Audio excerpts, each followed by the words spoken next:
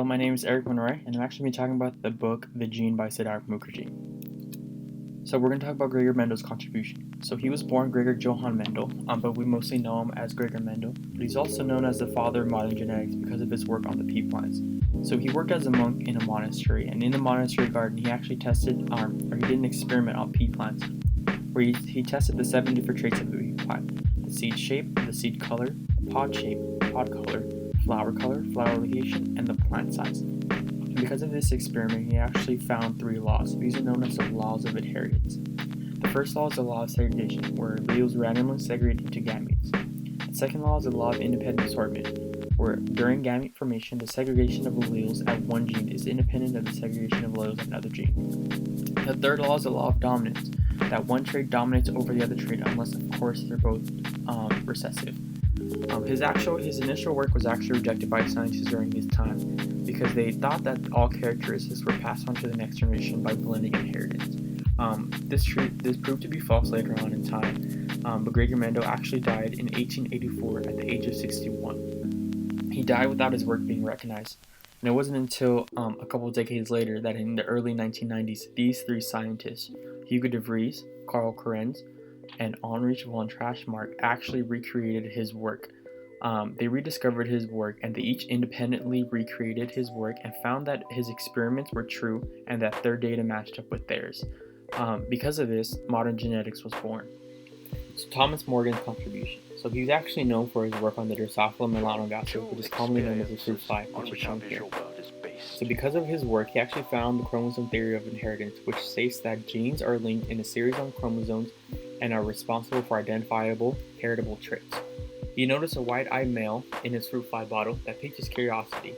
He mated this individual with the red-eyed female and found that all the offspring had red eyes. When he mated the offspring with each other, he found that the male offsprings all had white eyes. He hypothesized the idea of sex-limited traits were actually part of the X chromosome on females. Today this is known as sex-linked traits.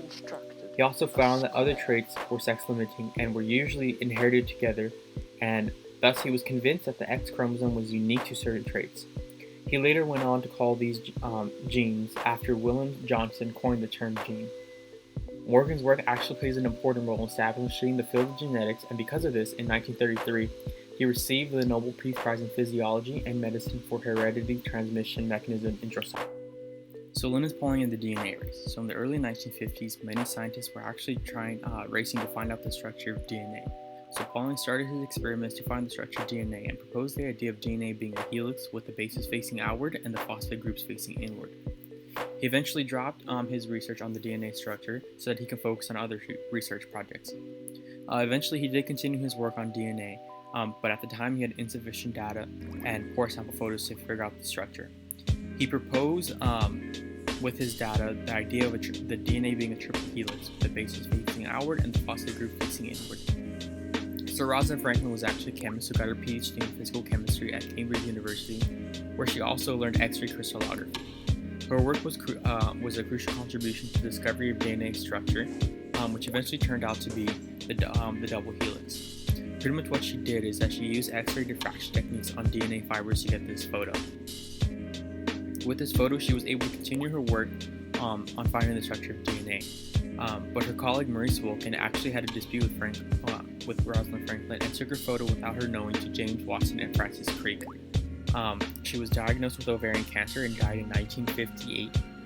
And many people speculate that she was ripped off her discovery of the structure of DNA because of her colleague Maurice Wilkins. So Maurice Wilkins actually took Rosalind Franklin's photo to James Watson and Francis Crick. They were both competing scientists with Rosalind Franklin to find the structure of DNA. They wanted to find the structure of DNA after Linus Pauling failed in figuring it out. Once Wilkins showed Franklin's photo of DNA, they knew the structure had to be a helix. So what they did is they built a model so that they were able to move it around and see if it fit. It wasn't until February 1953 where Watson and Crick figured out the structure of DNA being a double helix and the bases pairing with A to T and G to C, and published their finding.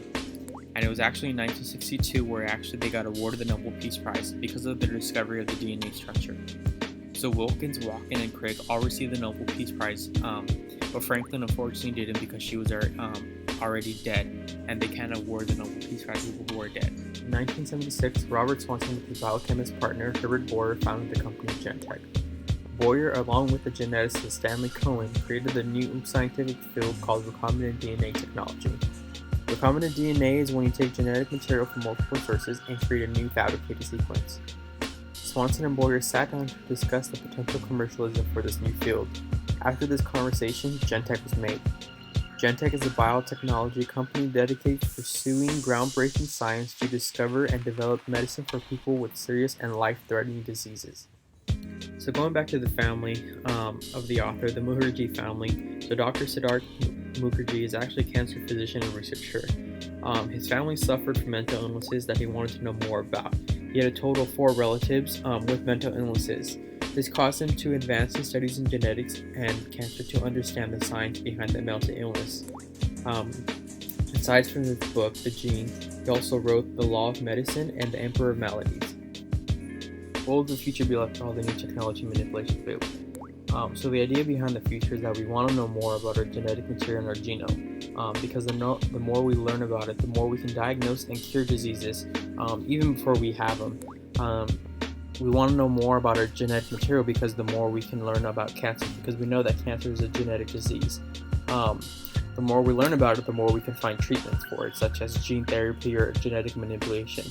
A topic of research that's right now that's proving good for the future is embryonic stem cells, taking stem cells from fetal tissues and adult tissues and be able to use them to treat diseases. What do we know now about the link between human disease and gene mutation? From today, we know that some mutations cause diseases. A mutation is a changing of the DNA sequence, and it can occur in a single gene or multiple genes. Some mutations occur randomly, but some mutations can actually be inherited from your parents if the sperm or the egg carry the mutation. Some diseases that we know are caused by gene mutations is autism, cystic fibrosis, cancer, sickle cell anemia, and so much more. Eugenics and cloning. So what is eugenics? So eugenics is selecting humans on the basis of phenotypes in an effort to purify the gene pool.